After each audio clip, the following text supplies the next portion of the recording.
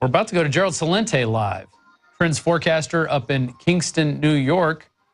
He's going to be joining us to talk about stuff. His new Trends Journal just came out. In fact, it was brought to my desk this morning, which gave me the idea, hey, maybe we should get Gerald on to talk about this stuff.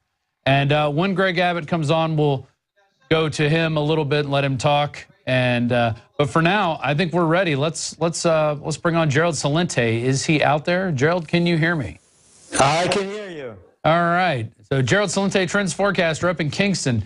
I just got the new Trends Journal, Occupy Peace, May 2nd, 2015. It looks like you got a lot of big things coming up. What's on your mind now with all these midterm elections? Are you going to see any change? What's your feeling on all this? Well, my feeling is that everyone should go back and watch Alex Jones' Obama deception. And it's played out. It should win an Academy Award because what we talked about in that movie, and you were up here to film it, it's all come true. It's just one big fraud followed by a mid-election fraud. I've been in this business. I began my career, by the way. I used to run political campaigns in Westchester County in New York in the 1970s. So you've seen the pageantry involved in all this and the pomp and circumstance and the BS that goes along with a campaign. Yeah, and I was the assistant to the Secretary of the New York State Senate.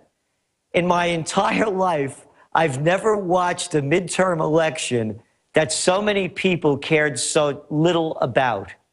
There wasn't one major issue, yet they're estimated, what, 1.5 million TV ads, about $4 billion spent for what?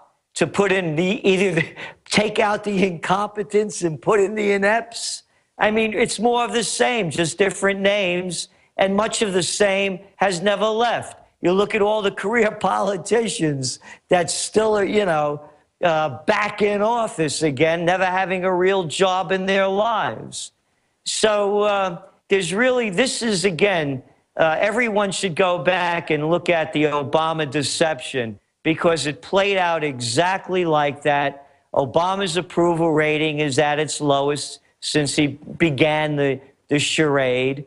The public is turned out and tuned out, and I'm wondering what the numbers are going to be, because as watching the returns coming in all night, I haven't heard many of them. I predict it's going to be a very low voter turnout. So that's really what it is. It's just more of the same, but probably a little worse in some areas. You know, aside from these elections for the incumbents and the challengers that are going on, there are some interesting GMO initiatives, the GMO labeling initiatives out west. There's a few medical marijuana and just legalization of recreational marijuana initiatives going on. Plus, there's also a lot of light rail stuff sprinkled in, stuff that'll take your money and raise your taxes in a heartbeat. A lot of that going on. Are you interested in any of those, or are those trending in your area? Of course I am, but but again, how many states with the GMO? What is it? Just a handful. And the same with the legalization of marijuana. I mean, that's one of the big, shams of all times. My God, this war on drugs that's just kept, throwing people in jail and filling up the prison industrial complex. Again, when you look at this, Rob, when you look at the entire aspect of the campaign, the elections, these are just little pockets. There's nothing really about the economy. There's really nothing about foreign policy. There's really nothing about anything. And so as I look at it, and looking at it as a trend forecaster, here's what I see. I see that if the Republicans come in, there'll be more of a push to war. Not that the Democrats were slowing it down much, but it'll just a little bit more juice into it.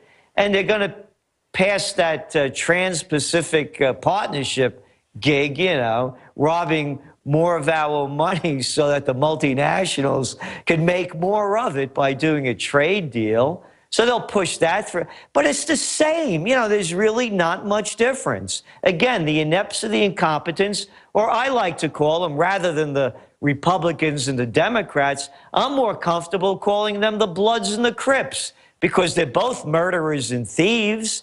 They kill millions of people in the name of bringing freedom and democracy to sovereign nations, and they steal our dough every day from too big to fail or tax breaks for their buddies or whatever else they can make up. And they arm terrorists, and then we have to go fight wars against the terrorists that we arm.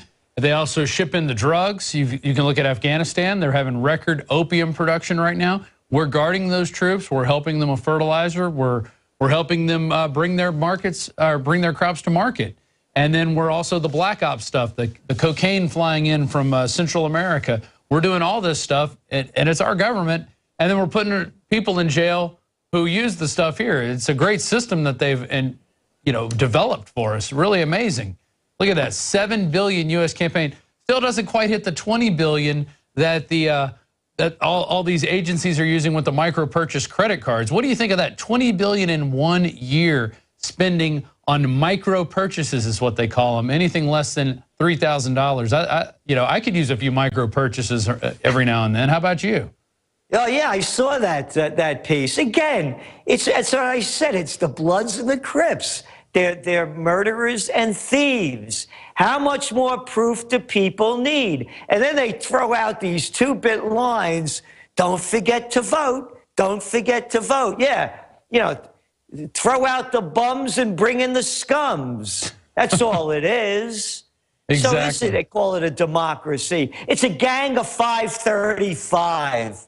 That's all it is. And they don't represent us. They represent the special interests that give them all that dough, like the $4 billion that went into this charade. Again, I've never watched a campaign, a midterm election, where so many people cared so little.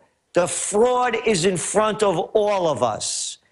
I'm surprised they didn't come out with an ISIS scare, a couple of hours before the election, or the booths opened up, Right. I was surprised they haven't pulled a fast one to get the people to the polls or throw some fear and hysteria in them. Well, and the economy took a back seat in this election. Not a lot of people were talking about it, and that's something that's been on my mind. The economy really hasn't recovered from 2008. They keep saying the unemployment's going down, the economy's growing, they're stopping QE. What is the big deal now with stopping QE Infinity that they finally said they're going to put a hold on? Are they even really putting a hold on, or is this just another sham? There's something very interesting happening with that, by the way. First of all, they're keeping interest rates to record lows. And then when you look at the recovery, and you look at the data, for example, about how many new home buyers there are, the numbers really dropped significantly, and how many new multifamily dwellings are being built is skyrocketing compared to what it used to be. Go back to the QE. Here's a little, we're coming out. I'm going to give you a breaking trend. It's going to be one of our top trends for 2015. I shouldn't do this, but I am. That's all right. We're all friends here. It's not capitalism. It's bankism. You look what happened when the Federal Reserve announced last Wednesday they were cutting out, finally, the quantitative easing. Bingo, voila. 2 days later, the Bank of Japan announces that they're going to go into quantitative easing plus. When you compare their GDP to our GDP, it would be the equivalent of the Federal Reserve dumping in $3 trillion.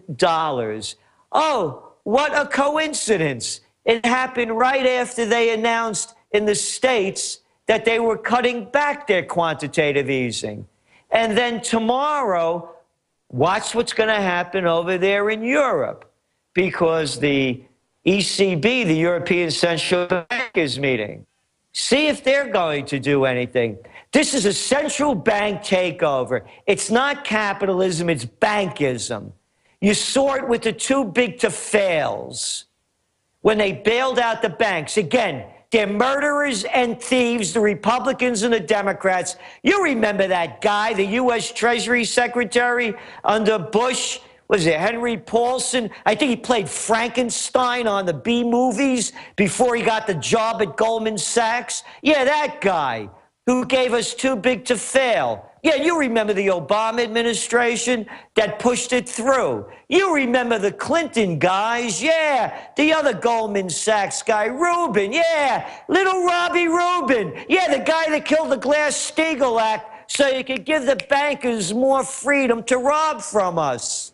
The whole game is a banking game. It's in front of everybody's eyes. The Japanese just shoved it to us one more time, and they really stiffed their people over there. But you know those Japanese, man, they don't rebel. You think we got it soft over here where the people don't fight back. Over there, you know, they just keep bowing, man, and taking it. How about another Fukushima for you? So what I'm saying is what the Japanese bank, the Bank of Japan, just did on Friday is a criminal act followed by the criminal act of the takeover of our country by our central bank. That's only propped up the very rich. The numbers are there. Our median household income is below 1999 levels, and that 1% got a lot fatter and richer. There you go. You said it. We're joined by trends forecaster Gerald Celente. You can read more about him at trendsjournal.com, and we're going to get into his Trends Journal, the latest issue that's come out, in just a second. We've also got playing over here on the sidewall. It looks like Ted Cruz is giving a speech right now, stumping for Greg Abbott. They're bringing out all the stops now in the Republican pageantry. What did you say, Gerald? Politics is show business for what? Ugly people. There you go. You said it. That's all it is. You got it there. But we are going to, whenever Greg Abbott whenever they bring him out at some point, we are going to go to a little bit of his speech, see what he says, see if he's going to have any meaningful change for us, see if he'll hit hard on immigration, all the illegal immigration that's going on. Is he going to hit hard on the border, closing the border up? Is he going to hit hard on the taxes that they're charging people here? Alex is really up on this franchise tax that they've started laying onto him, and it's really cut into the money that he's made and tried to put in back into this business. He can't put as much in because it's being taxed. So giant corporations around Texas can be brought in and be given free water, free electricity, no property taxes. That's the way they work it here. It's everything is done for these giant corporations so they can bring more people in and start charging taxes on them. I mean, you've seen the way it works, Gerald. Let's go into your Trends Journal Occupy Peace, except we've got a lot of war going on here. I've noticed some really interesting things. You're looking back at Iraq. You've got fears, history repeating itself on page 8. It looks like we've kind of failed in Iraq by going in there and destroying it and then not really rebuilding it. You've got your Rally for Peace coming up at the oldest intersection in America, which we've talked about before. I've actually seen this intersection, seen the buildings. It really does exist, and there you are, a picture of you standing there in it. And then at the very end of the Trends Journal, and people can subscribe to this by going to trendsjournal.com, you've got some history lessons. Look back to see what's ahead. It ain't pretty. No denying what history's trying to teach us. You've got the warrior stage, intellectual stage, merchant stage, and chaos stage, the different stages societies go through as the cycle continues, the cycle of life, basically the way things happen. Where do you want to start in the Trends Journal? Well, you know, let's look at the wars. It's one failure after another. How many more failures do we have to add up? How many more people have to die? How many more of our soldiers have to come home in a situation where they're committing, what, 22 suicides a day, and our veterans aren't taken care of, sending them into these fruitless wars, built on lies, by the way. And when you go, you know, I'm of the Vietnam era, and I remember the Gulf of Tonkin story that turned out to be a great lie that, what, killed over about 60,000 of our troops. Yeah, it filled a sports stadium, a modern sports stadium. You could fit the number of men that died, and that doesn't even count the number of Vietnamese that we killed, or the number of guys that came back wounded and totally destroyed with broken limbs, broken heads. I mean, it really did destroy a whole generation of men there. And for what? A lie. It was all based on a lie. The Gulf of Tonkin, look it up. It was a total lie, and it was made up to make this war and escalate it. Right, and then the Korean War, another losing war before that. And then, of course,